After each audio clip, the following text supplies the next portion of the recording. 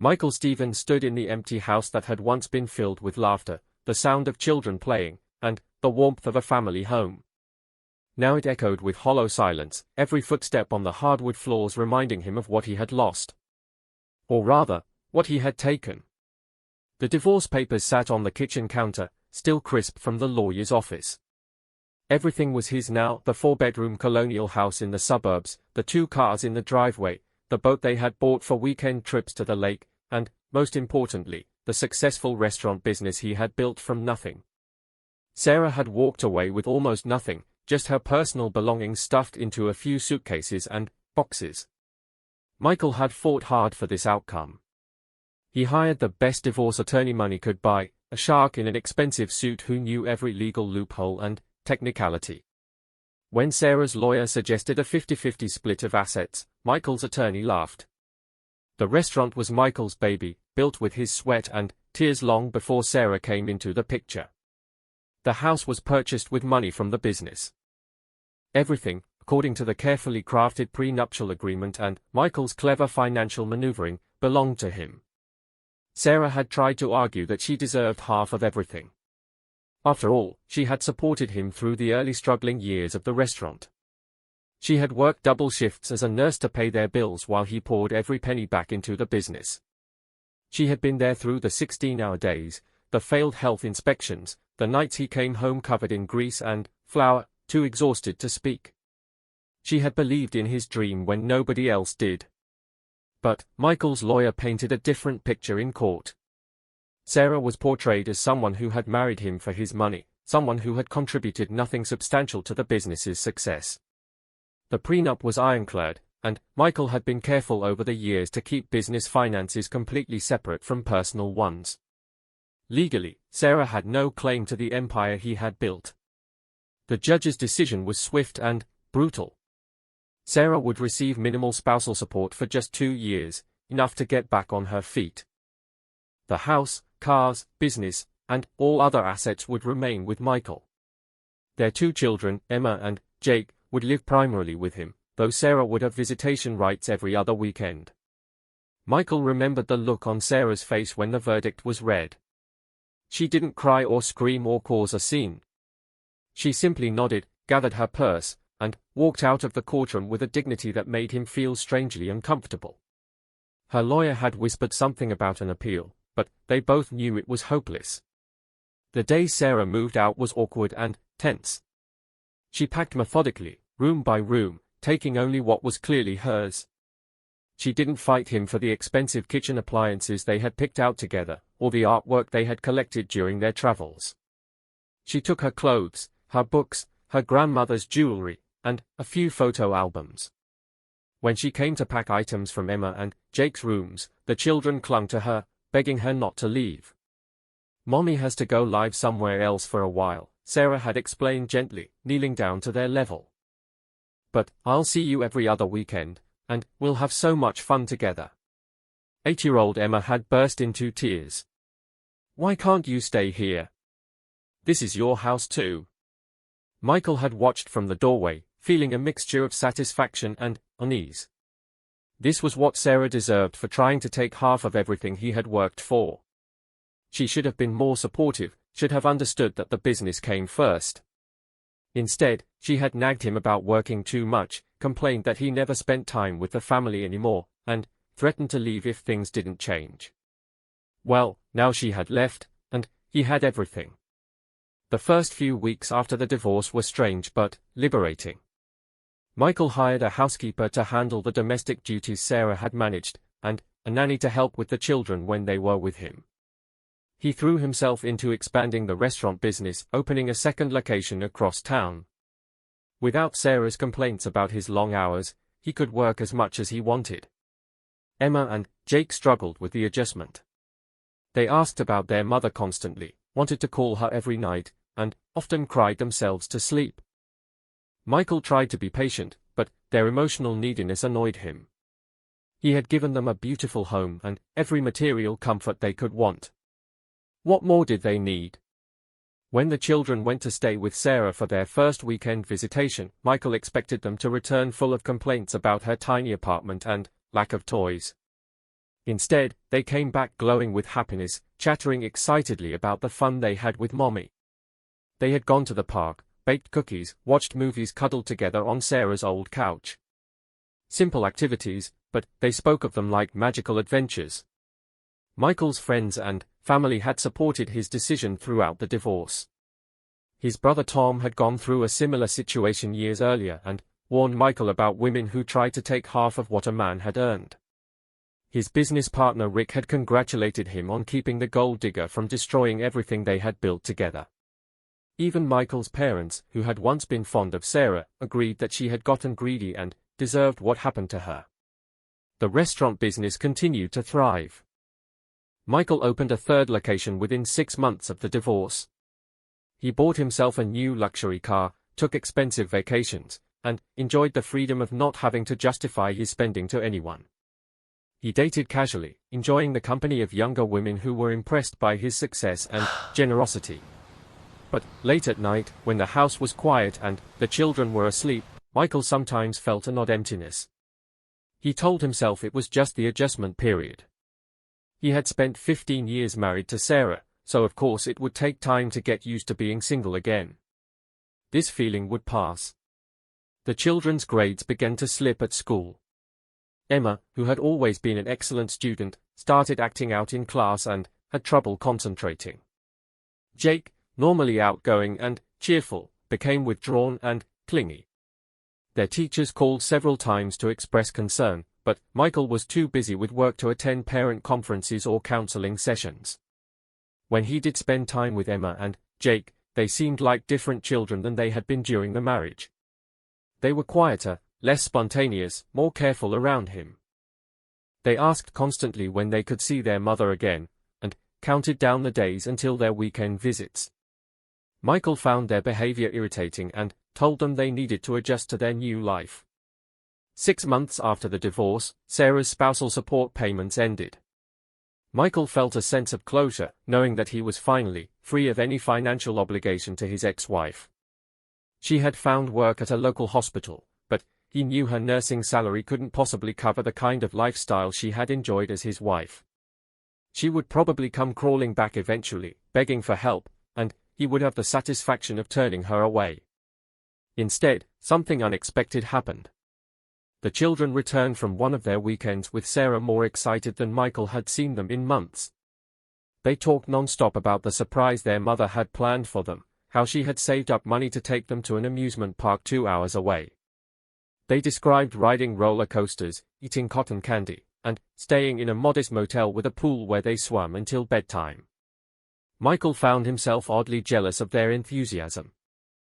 He had taken them on much more expensive trips to Disney World, on cruise ships, to luxury resorts with private beaches. But they had never shown the same pure joy about those vacations as they did about Sarah's simple amusement park weekend. As the months passed, Michael's satisfaction with his victory began to feel hollow.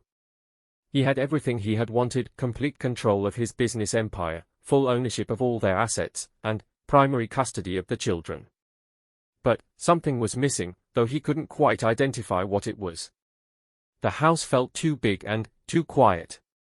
Despite having a housekeeper, it never felt as warm and welcoming as it had when Sarah lived there. She had made it a home with small touches, fresh flowers, family photos, the smell of dinner cooking when he arrived from work. Now it was just an expensive, well-maintained building where he slept and stored his possessions.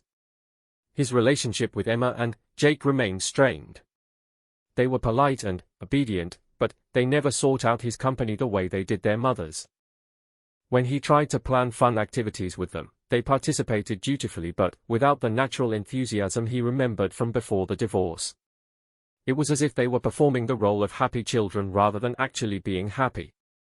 Michael's dating life, while exciting at first, began to feel meaningless. The women he met were attracted to his wealth and status, but none of them showed genuine interest in him as a person. They complimented his expensive watch, his luxury car, his successful restaurants, but they never asked about his hopes, his fears, or his thoughts the way Sarah once had. The relationships were superficial and short-lived, leaving him feeling more alone than ever. One evening, while reviewing financial reports from his restaurants, Michael found himself looking through old photo albums Sarah had left behind. There were pictures of their wedding day, vacations they had taken together, birthday parties for the children, quiet moments at home. In every photo, Sarah was smiling genuinely, her eyes bright with happiness and love. She had looked at him the way his current girlfriends looked at his credit card. For the first time since the divorce, Michael wondered if he had made a mistake.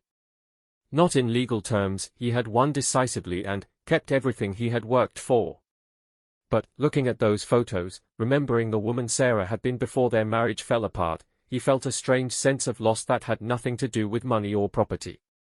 The first year after the divorce ended with Michael financially rich, Sarah Martinez stood in her tiny one-bedroom apartment, staring at the acceptance letter in her hands. After 2 years of night classes, studying while working full-time as a nurse, surviving on barely enough sleep and too much coffee, she had been accepted into the master's program for nurse practitioner studies. The letter trembled slightly in her grip as tears of joy and relief rolled down her cheeks. The apartment was a far cry from the spacious suburban home she had shared with Michael. The entire place could have fit into their old living room, with its cramped kitchen, narrow bathroom, and a living area that doubled as her study space.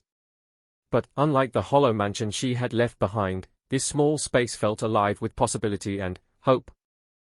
When Sarah first moved into the apartment 18 months ago, she had cried herself to sleep for weeks. Not because she missed the luxury or the material comforts, but because she missed her children. Having Emma and Jake only every other weekend felt like emotional torture. She would spend those precious 48 hours trying to cram a lifetime of motherly love into moments that passed far too quickly. The first few months were the hardest.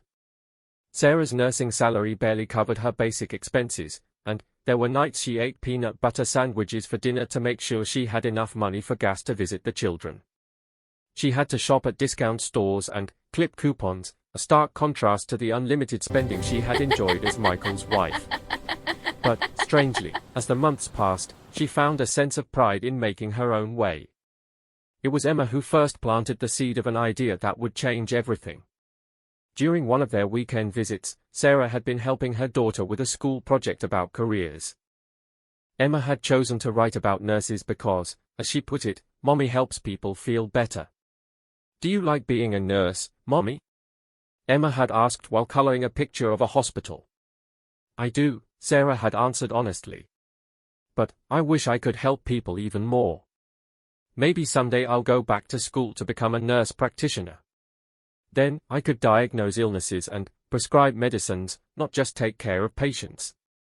8-year-old Emma had looked up at her with serious eyes. "Why can't you do it now?" The simple question from her daughter made Sarah realize she had been thinking too small. Yes, the divorce had left her with almost nothing financially, but she still had her education, her skills, and her determination. She had supported Michael's dreams for years, working extra shifts to pay bills while he built his restaurant empire.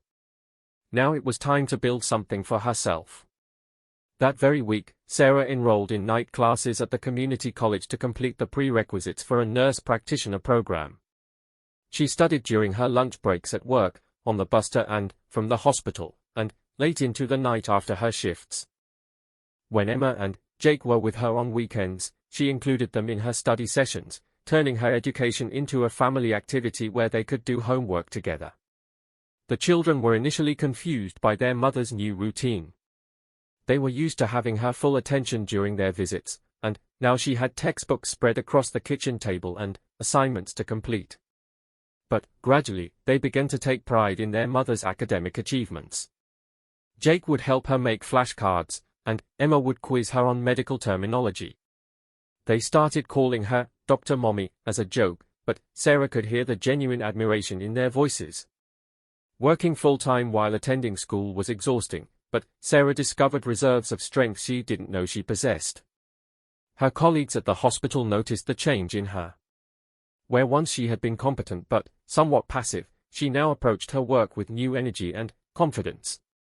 She volunteered for additional training opportunities, took on leadership roles in patient care, and began to be recognized as one of the most skilled nurses on her floor. Dr. Jennifer Walsh, the head of the emergency department, became an unexpected mentor. She had noticed Sarah's dedication and academic pursuits and began including her in more complex cases, teaching her advanced diagnostic skills that would serve her well in graduate school. Dr. Walsh had gone through her own difficult divorce years earlier and recognized the determined look in Sarah's eyes. "You remind me of myself 20 years ago," Dr. Walsh told Sarah one evening after a particularly challenging shift. "Broken marriage, starting over, fighting to prove yourself. The difference is, you're doing it with more grace than I ever managed." The friendship with Dr. Walsh opened doors Sarah hadn't expected. Through her mentor's connections, she learned about scholarship opportunities, research projects, and networking events that could advance her career. More importantly, Dr. Walsh helped Sarah see that her divorce, as painful as it was, had freed her to pursue ambitions she had suppressed for years. As Sarah's confidence grew, her relationship with Emma and Jake deepened in new ways. Instead of trying to compensate for their limited time together with expensive activities she couldn't afford, she focused on creating meaningful experiences. They cooked simple meals together, exploring recipes from different cultures as part of Emma's geography homework. They took long walks in nearby parks, turning them into nature scavenger hunts. They visited the local library regularly, where Sarah would help them with school projects while working on her own assignments. The children began to see their mother not just as the woman who took care of them, but as a person with her own goals and dreams. Emma, now 9, started telling her friends about her mother who was going to be a doctor. Jake, 7, would proudly show his classmates the medical textbooks scattered around their apartment during the rare occasions when friends visited. Michael, meanwhile, seemed oblivious to the changes in his children's attitude toward their mother. During drop-offs and pick-ups, he barely acknowledged Sarah's existence, treating her like a childcare service provider rather than the mother of his children. He never asked about her work or her studies, never noticed her growing confidence, and never seemed curious about why Emma and Jake returned from their weekends with her increasingly happy and talkative. One evening, Jake accidentally let slip that Mommy is going to be a nurse practitioner and make lots of money to help sick people. Michael had laughed dismissively and told his son that being a nurse wasn't a real career like running a business. Jake had come back to Sarah confused and upset, asking if Daddy was right that her job wasn't important. That incident crystallized something for Sarah. She realized that Michael's opinion of her and his need to diminish her accomplishments no longer mattered. For 15 years, she had defined herself through his eyes, seeing herself as the supportive wife whose role was to enable his success. Now she was discovering who she could be on her own terms. The night classes were challenging in ways Sarah hadn't anticipated. Many of her classmates were recent college graduates with fewer responsibilities and more time to study. Sarah often felt like the odd one out, divorced mother in her 30s surrounded by 20-somethings who could dedicate their entire lives to academics. But her life experience proved to be an advantage. When they discussed patient care scenarios, Sarah's years of practical nursing experience gave her insights her younger classmates lacked. Her instructor, Professor Linda Chen, quickly recognized Sarah's potential. During office hours one afternoon, she pulled Sarah aside for a conversation that would change everything. "I've been teaching for 15 years, Professor Chen said, and I can usually tell within the first month which students will excel and which will struggle. You have something special, not just intelligence, but genuine compassion combined with practical experience. Have you considered applying to the Accelerated Nurse Practitioner program at the university?" Sarah's heart raced. The accelerated program would allow her to complete her master's degree in 18 months instead of 3 years, but it was highly competitive and expensive. "I don't think I could afford it," she admitted. Professor Chen smiled. "That's why scholarships exist. I'd be happy to write you a recommendation letter. There's a specific scholarship for non-traditional students who show exceptional promise. You'd be perfect for it." That night, Sarah lay in her narrow bed staring at the ceiling, afraid to hope too much. The accelerated program would mean even less time with Emma and Jake in the short term, but it would also mean she could establish a real career much sooner. She thought about her children, about the example she wanted to set for them, about the life she wanted to build. The next weekend, she sat Emma and Jake down for a serious conversation. She explained about the program, what it would mean for their time together, and what it could mean for their future. Both children, now more mature than their years, encouraged her to apply. "We want you to be happy, Mommy," Emma said with the wisdom of a child who had seen too much adult sadness. "And when you're happy, it makes us happy too." The application process was grueling. Sarah had to write essays about her goals, her background, and her vision for her career. She had to gather transcripts from her original nursing program, letters of recommendation from professors and colleagues, and financial documents proving her need for assistance. She worked on the applications late into the night, often falling asleep over her laptop keyboard. When the acceptance letter arrived, along with notification that she had been awarded a full scholarship, Sarah's first instinct was to call Michael and share the news. They had once been partners who celebrated each other's achievements. But she quickly remembered that those days were over. Instead, she called Emma and Jake, who screamed with excitement so loudly that Michael, in the background, asked what was wrong. The news of Sarah's acceptance into the accelerated nurse practitioner program marked a turning point that went beyond academics. For the first time since the divorce, she felt like she was moving toward something rather than just recovering from loss. She had a plan, a goal, and the means to achieve it. Her colleagues at the hospital threw her a small celebration party, and Dr. Walsh presented her with a stethoscope engraved with future NP Sarah Martinez.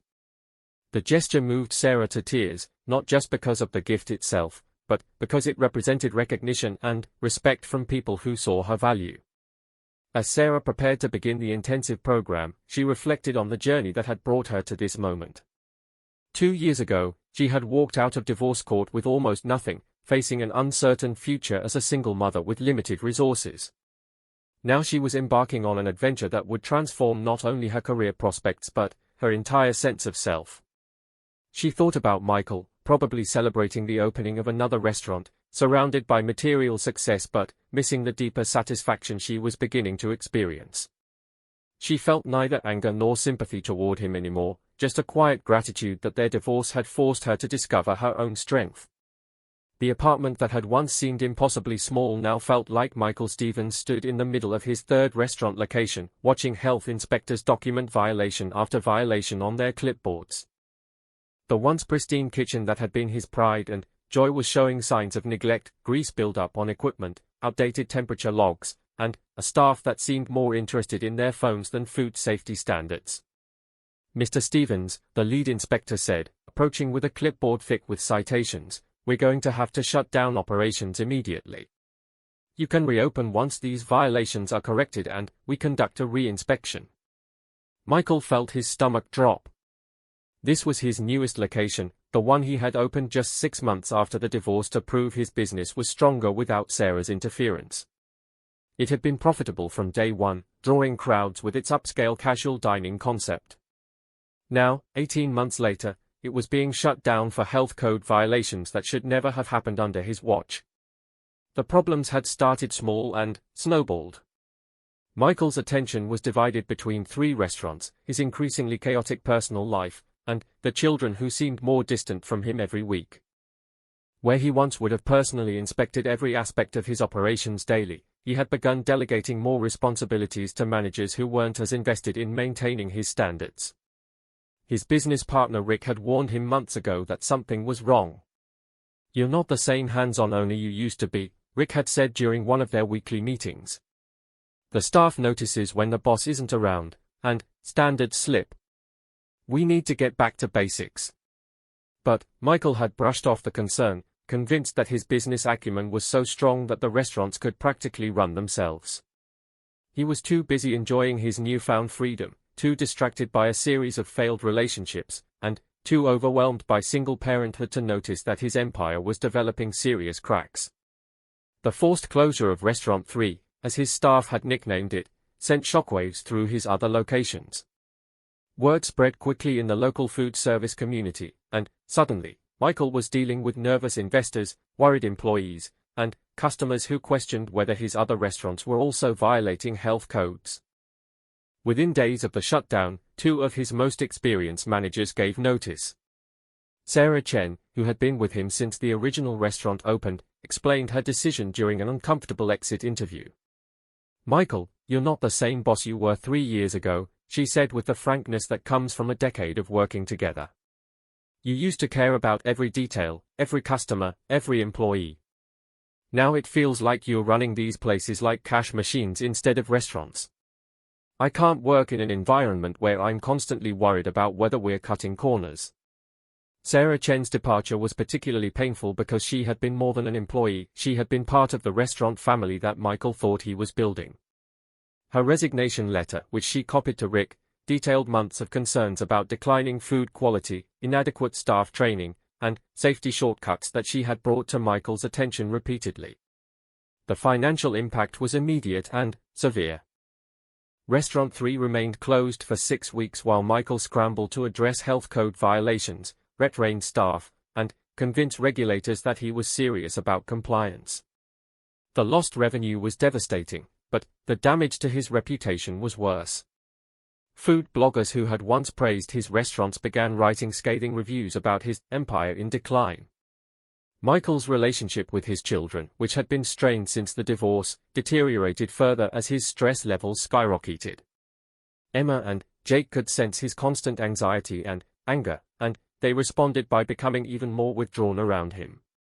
When they were at his house, they spent most of their time in their rooms, emerging only for meals that were increasingly takeout from competitors' restaurants. One evening, 9-year-old Emma asked a question that hit Michael like a physical blow. "Daddy, why are you always so angry now? You used to laugh and play with us." Michael stared at his daughter, realizing he couldn't remember the last time he had genuinely enjoyed spending time with his own children. Every interaction felt like a chore, every request they made felt like an interruption to his crisis management. He had become the kind of father he had once promised himself he would never be. The problems at his restaurants were compounded by personal financial pressures he hadn't anticipated. The luxury lifestyle he had embraced after the divorce, expensive cars, high-end vacations, designer clothes, and lavish dates had drained his cash reserves faster than he realized. He had assumed the steady income from 3 successful restaurants would support any level of spending, but with one location closed and the others struggling, money was becoming tight. His accountant, David Kim, called for an emergency meeting that Michael kept postponing because he was afraid to hear the numbers. When they finally sat down together, David's expression was grim. "Michael, you're burning through cash faster than you're earning it," David said, spreading financial reports across the conference table. "Your personal expenses have tripled since the divorce, and now with Restaurant 3 closed and profits declining at the other locations, you're going to be in serious trouble if things don't turn around quickly." The numbers were stark and undeniable. Michael's net worth, which had peaked just after the divorce, was declining rapidly. He was carrying debt on multiple credit cards, his business loan payments were eating into profits, and his monthly expenses far exceeded his current income. For the first time in years, Michael Stevens was facing the possibility of financial ruin. The irony wasn't lost on him. He had fought so hard to protect his assets during the divorce, hiring expensive lawyers to ensure that Sarah couldn't take his money. Now, less than 2 years later, he was losing everything anyway, not to an ex-wife, but to his own mismanagement and poor decisions. Rick, his business partner, finally confronted him with an ultimatum during what would be their final partnership meeting. "Michael, I've been patient with you because I understand that divorce is hard, but you're destroying everything we built together. Either you get your act together immediately, or I'm buying out your share of the business and taking over operations myself." The threat was real and legally enforceable.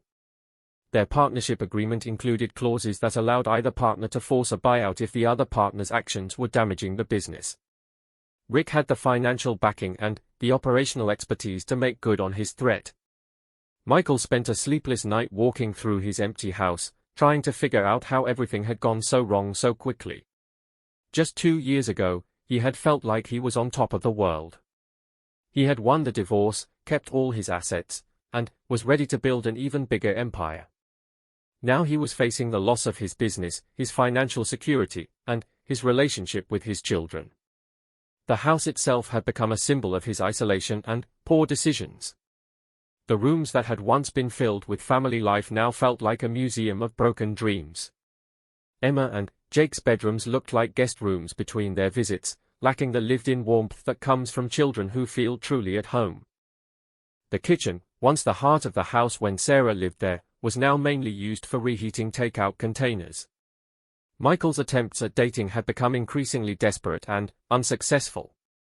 The women he attracted were interested in his money and status, but as both began to evaporate, so did their attention. His last girlfriend, Amanda, had ended their relationship with brutal honesty. "You're not the successful businessman I thought you were. You're just a bitter divorced guy who can't get over losing control of his life." The comment stung because it contained more truth than Michael wanted to acknowledge. He had spent 2 years telling himself that he was happier without Sarah, that he was better off alone, that her presence had been holding him back. But, looking at the wreckage of his professional and personal life, he was beginning to suspect that Sarah had been more than just a supportive wife. She had been an essential part of his success. When Sarah lived with him, she had handled all the household management, the children's needs, and much of the social networking that kept his business relationships strong. She had been the one who remembered employees' birthdays, who organized the holiday parties that built loyalty among his staff, who noticed when key people seemed unhappy or were considering leaving. More importantly, Sarah had been his sounding board for major decisions. When he was considering expanding too quickly or taking unnecessary risks, she would ask thoughtful questions that forced him to think through the potential consequences. Without her input, he had made a series of impulsive choices that were now threatening everything he had worked for. The realization that he might have lost more than a marriage in the divorce was deeply unsettling. Michael had always prided himself on being self-sufficient, on needing no one to achieve his goals. But the evidence was mounting that his greatest successes had come when he was part of a partnership, first with Sarah in building his original restaurant, then with Rick in expanding the business. As Restaurant 3 finally reopened after its health code violations were corrected, Michael tried to implement the kind of hands-on management style that had made him successful in the first place. But he discovered that he had lost some of his instincts for the business. Decisions that once came easily now felt overwhelming. Problems that he would have solved quickly in the past seemed to multiply faster than he could address them. His staff, sensing his uncertainty and stress, became increasingly unreliable. Turnover increased, training standards slipped, and customer complaints multiplied. The positive culture he had spent years building was eroding, replaced by an atmosphere of anxiety and instability that customers could feel the moment they walked through the doors. Michael's relationship with Emma and Jake hit a new low during one of their weekends together. Both children seemed eager to leave for their mother's apartment, cutting short their time with him to attend a school function that Sarah had organized. When Michael protested, Emma looked at him with a maturity that broke his heart. "Daddy, you're not happy when we're here," she said quietly. "You're always on your phone or worried about work. Mom pays attention to us." The comment was devastating because it was completely accurate. Michael realized he had no idea what was happening in his children's lives. He didn't know Emma's favorite subject in school, what sports Jake was interested in, or what their hopes and dreams were. He had become a stranger in his own children's lives. That night, alone in his big house with its expensive furnishings, Sarah Martinez adjusted her crisp white lab coat and checked her reflection in the hospital's restroom mirror one final time. Today marked exactly 18 months since she had started the accelerated nurse practitioner program, and, in just 2 hours, she would be graduating with her Master of Science in Nursing degree. More importantly, she was about to start her new position as a family nurse practitioner at Metropolitan Health Center, one of the most respected medical facilities in the city. The journey had been grueling beyond anything she had imagined. Between her full-time work as a registered nurse, intensive coursework, clinical rotations, and her precious weekends with Emma and Jake, Sarah had rarely slept more than 4 hours a night. There were moments when she questioned whether she could continue, when the exhaustion threatened to overwhelm her determination. But she had persevered, driven by a vision of the life she wanted to build for herself and her children. Every late-night study session, every missed social event, every moment of doubt had been worth it to reach this milestone. She was no longer just Sarah, the divorced nurse struggling to make ends meet. She was Sarah Martinez, MSN, FNPC, a healthcare professional with the credentials and knowledge to make a real difference in people's lives. The transformation hadn't been just professional.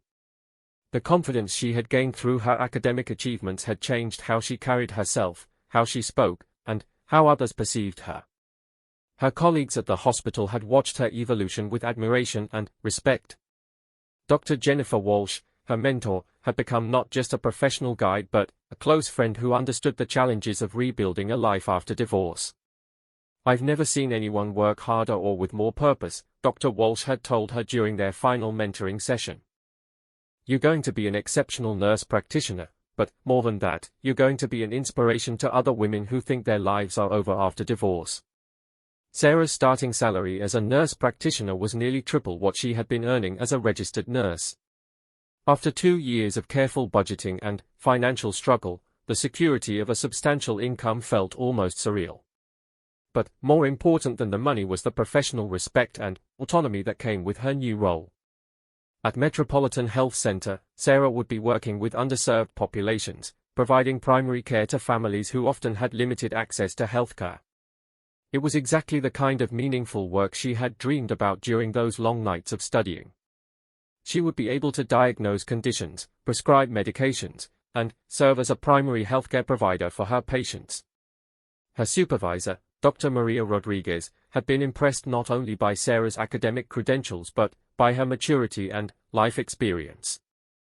During the interview process, Sarah had spoken eloquently about her understanding of what it meant to start over, to face financial hardship, and to rebuild your life from almost nothing.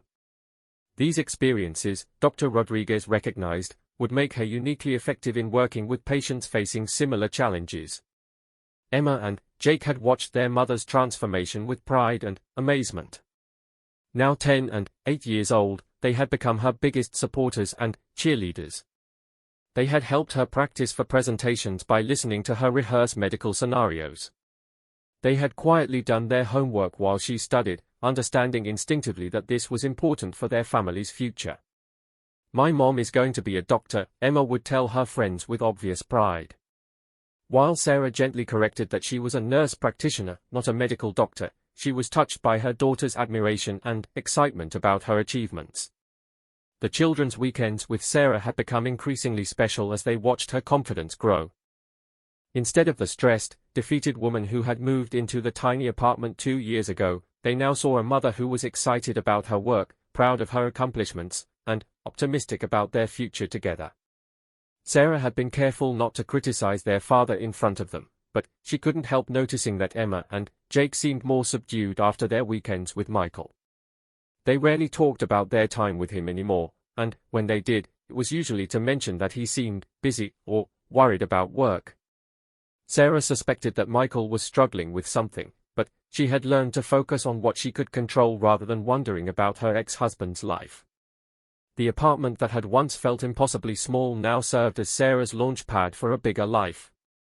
She had been pre-approved for a mortgage and was actively looking for a house where she and the children could create new memories together. Not a mansion like the one Michael had kept, but a real home where Emma and Jake would have their own rooms and a backyard to play in. Her social life had also blossomed in unexpected ways. Through her graduate program, Sarah had formed friendships with other healthcare professionals who shared her passion for helping people.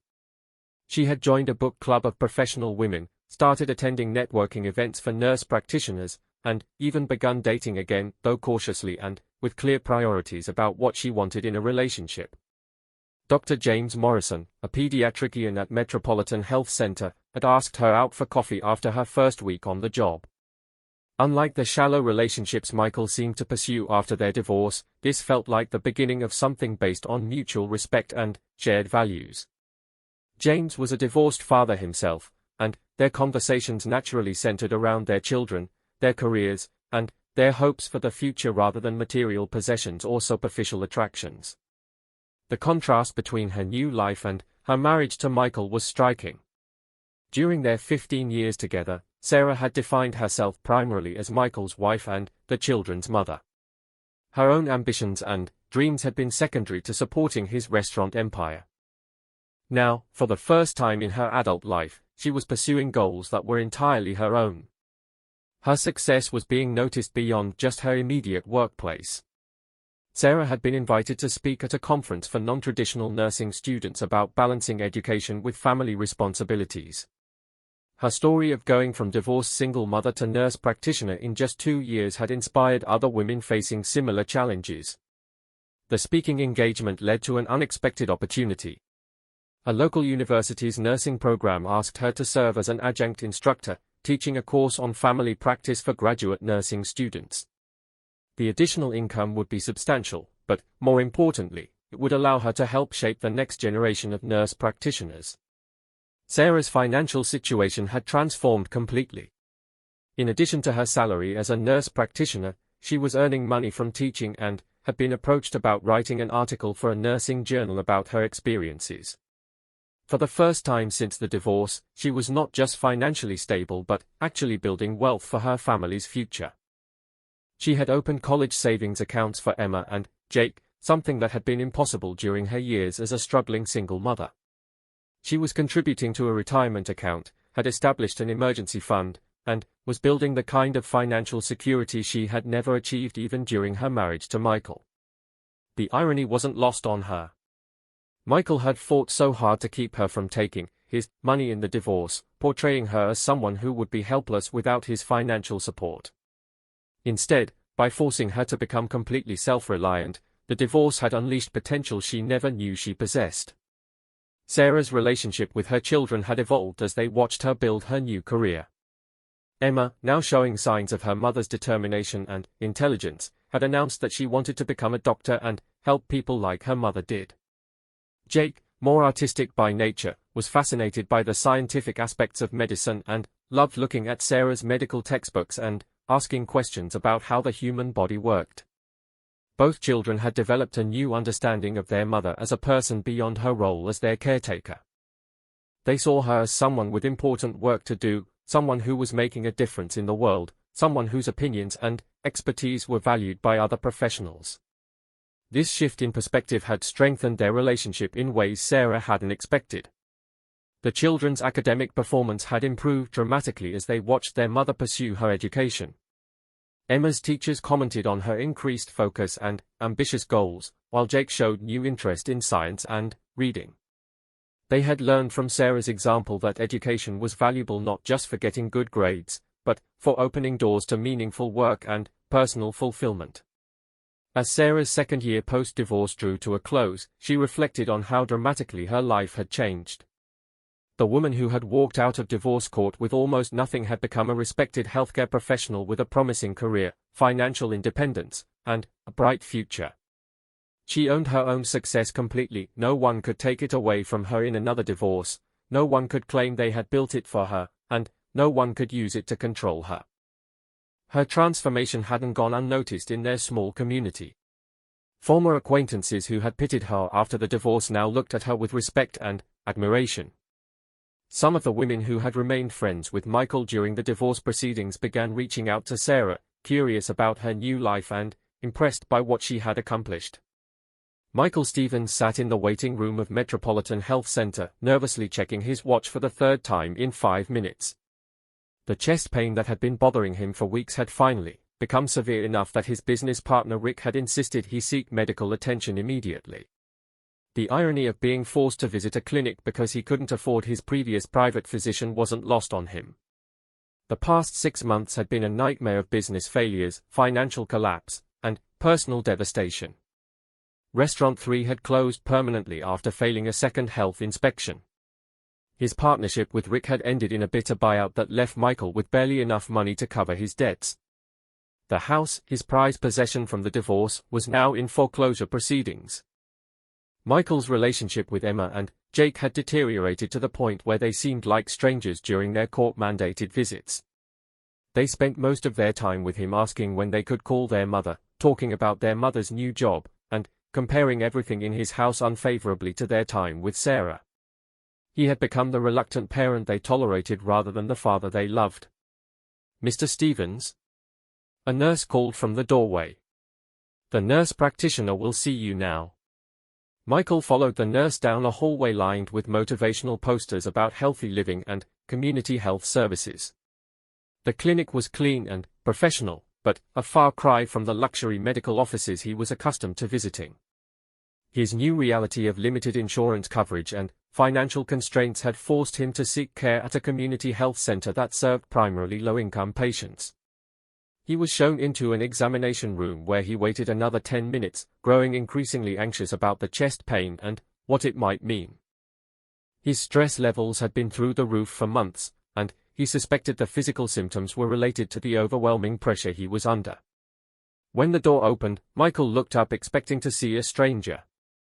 Instead, he found himself face to face with Sarah, but a Sarah so transformed that it took him several seconds to fully recognize her. Gone was the tired, defeated woman who had moved out of their house 2 years ago. In her place stood a confident, professionally dressed healthcare provider who carried herself with an authority he had never seen in her before. "Hello, Michael," Sarah said calmly, closing the door behind her and reviewing the chart in her hands. "I see you're here about chest pain. Let's discuss what's been happening."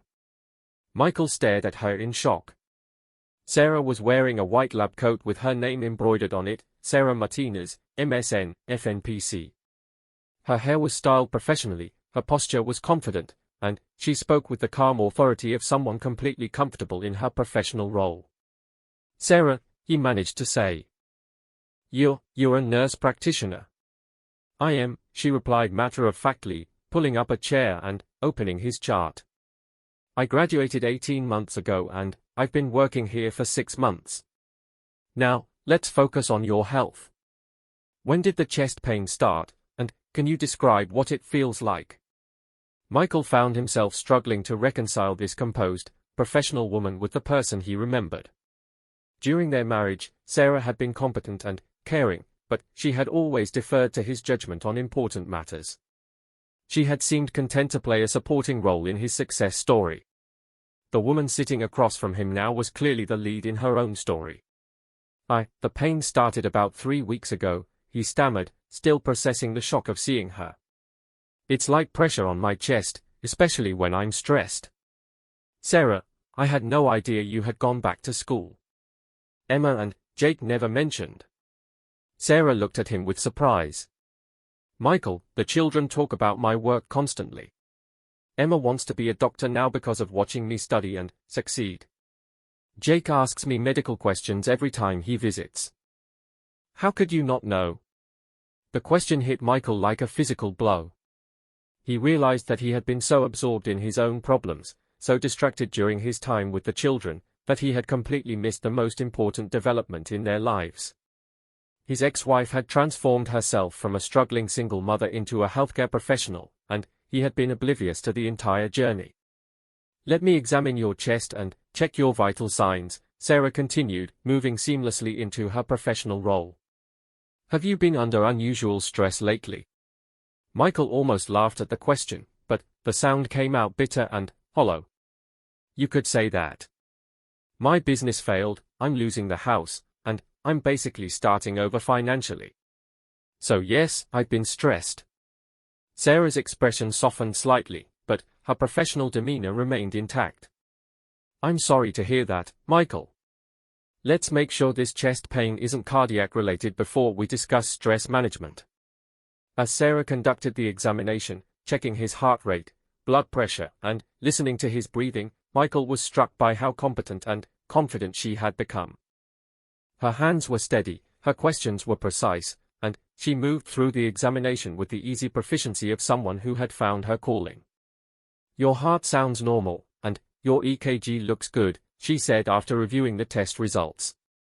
"Based on your symptoms and current stress level, this appears to be anxiety-related chest pain rather than a cardiac issue. However, I want to run a few more tests to be certain, and we need to discuss some lifestyle changes." Michael watched as Sarah made notes in his chart, her handwriting confident and professional. He found himself remembering the woman who had once worried that she wasn't smart enough for college, who had worked as a nurse but always seemed to doubt her own abilities.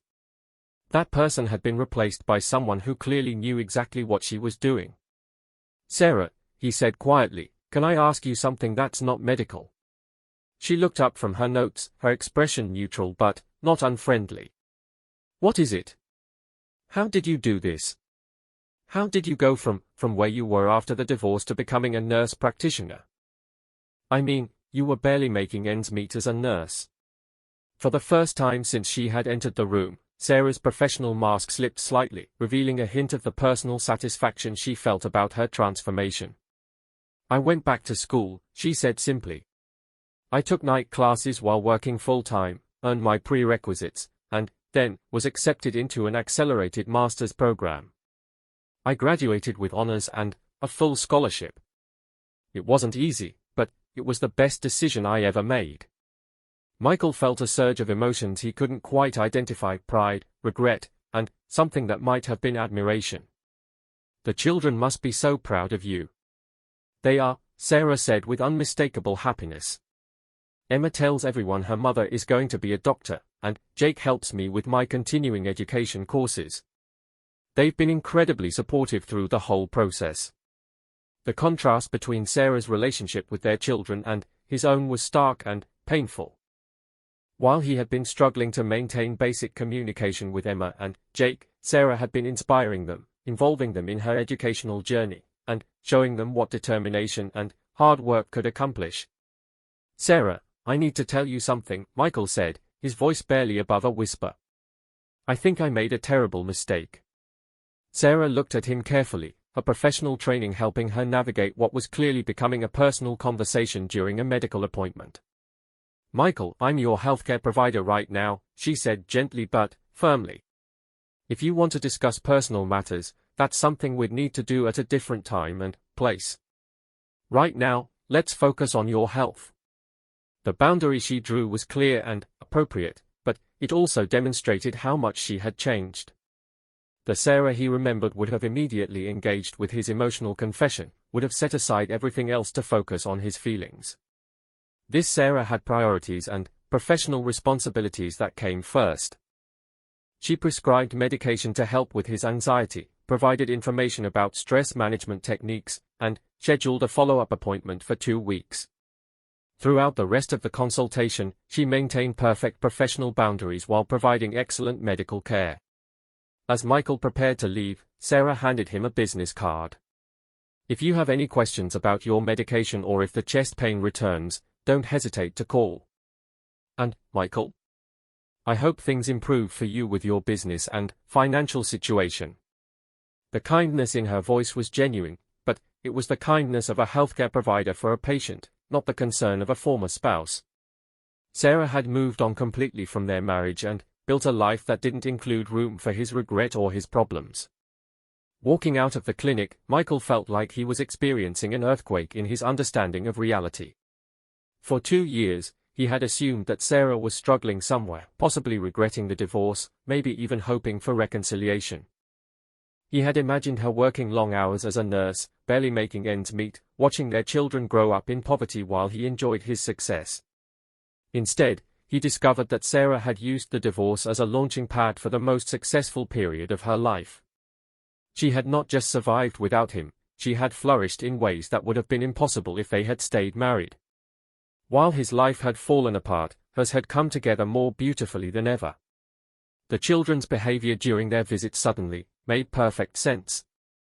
They weren't just spending weekends with their struggling mother, they were spending time with a successful professional who was building an exciting future. No wonder they seemed eager to get back to Sarah's apartment and reluctant to engage with his problems. That evening, alone in his nearly empty house with foreclosure notices scattered across the kitchen table, Michael called his brother Tom to tell him about the encounter with Sarah. "Wait, she's a nurse practitioner now," Tom said, clearly shocked. "When did that happen? I thought she was barely getting by as a regular nurse." "Apparently, while I was busy celebrating my victory in the divorce and expanding the restaurants, she went back to school and completely transformed her life," Michael said bitterly. "Tom, I don't think I understood what I had when I was married to her. And I definitely didn't understand what I was throwing away." The conversation with his brother forced Michael to confront a truth he had been avoiding for months. Sarah had been more than just a supportive spouse during their marriage, she had been his partner in every sense of the word. She had provided stability, wisdom, emotional support, and practical help that had been essential to his success. When she had asked for a more equal partnership in their marriage, when she had suggested that her opinions and needs should be considered in major decisions, Michael had seen it as her trying to control him. Now he realized she had been trying to strengthen their relationship and their shared success. The divorce settlement that had seemed like such a victory now looked like the worst decision of his life. In his determination to keep Sarah from taking his money, he had lost the person who had helped him earn it in the first place. While he had been fighting to protect his assets, he had thrown away the relationship that had made those assets possible. Over the following days, Michael found himself thinking constantly about the woman he had seen in that examination room. Sarah's confidence, her professional competence, her obvious satisfaction with her life, all of it represented a person he had never fully known during their marriage. He began to wonder if he had spent 15 years married to someone whose potential he had never recognized or encouraged. The medication Sarah had prescribed was helping with his physical symptoms, but it couldn't address the deeper realization that was emerging. Michael Stevens, who had thought he won everything in the divorce, was beginning to understand that he had actually lost everything that mattered. And the woman he had underestimated and dismissed had become exactly the kind of person he wished he could be: successful, respected, and genuinely happy with the life she had built. 2 years after the divorce that he thought had secured his future, Michael was forced to confront the shocking truth: Sarah hadn't just moved on from their marriage. She had used it as a stepping stone to become someone far more impressive than the person he had left behind. The real winner of their divorce wasn't the person who kept the most assets, it was the person who had built the better life. As Michael faced an uncertain future with no business, no house, and a strained relationship with his children, he realized that his ex-wife had accomplished something he was only beginning to understand. She had turned the worst day of her life into the first day of her best life. And now it was too late for him to be part of the remarkable story she had written for herself. One of these encounters was particularly memorable. Linda Harrison, who had been a close friend during Sarah's marriage but had sided with Michael during the divorce, approached her at a community event. "Sarah, I owe you an apology," Linda said, clearly uncomfortable but determined to speak. "I thought you were making a mistake trying to fight Michael in court, and I assumed you'd struggle without his support. I was wrong. What you've accomplished is amazing, and I should have been more supportive of you when you needed friends." The apology meant more to Sarah than Linda probably realized. It represented recognition that the narrative Michael had constructed during the divorce, that Sarah was dependent and would fail without him, had been completely false. She had not just survived on her own, she had thrived in ways that surprised everyone who knew her story. As Sarah prepared to move into the next phase of her life, she had no idea that Michael's world was crumbling or that their paths would soon cross again in a way that would shock them both. She was focused entirely on the future she was building, unaware that the man who had once seemed so powerful and successful was about to discover just how much he had lost when he let her go. The stage was set for a confrontation that would change both of their lives forever, though neither of them could have predicted the circumstances that would bring them face to face again or the revelations that would emerge from their reunion.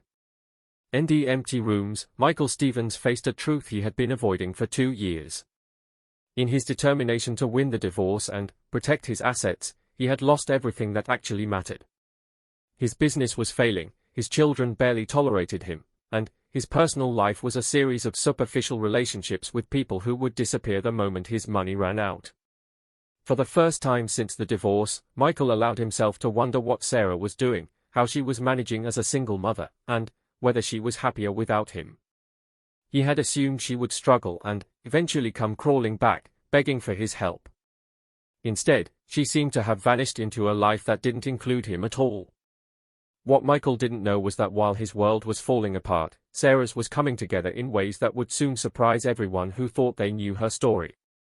EA launching pad. Every cramped corner held evidence of her growth: textbooks stacked on makeshift shelves, acceptance letters tacked to the refrigerator, photos of Emma and Jake looking proud and happy. This wasn't the life she had planned, but it was becoming something better, a life that was entirely her own. As Sarah prepared for the next phase of her journey, she had no idea that Michael's carefully constructed world was beginning to show cracks, or that their story was far from over. She was focused on the future, building something that no divorce decree could ever take away from her. Other than he had ever been, but emotionally poorer than he could have imagined. He pushed these uncomfortable thoughts away, focusing on his expanding business empire and telling himself that success was its own reward. He had protected his assets and secured his future. That was what mattered. What Michael didn't know was that his story was far from over, and that the decisions he had made in the divorce court would lead to consequences he never could have anticipated. Sarah had disappeared from his daily life, but she hadn't disappeared entirely. And 2 years later, when their paths crossed again, Michael would discover just how wrong he had been about everything.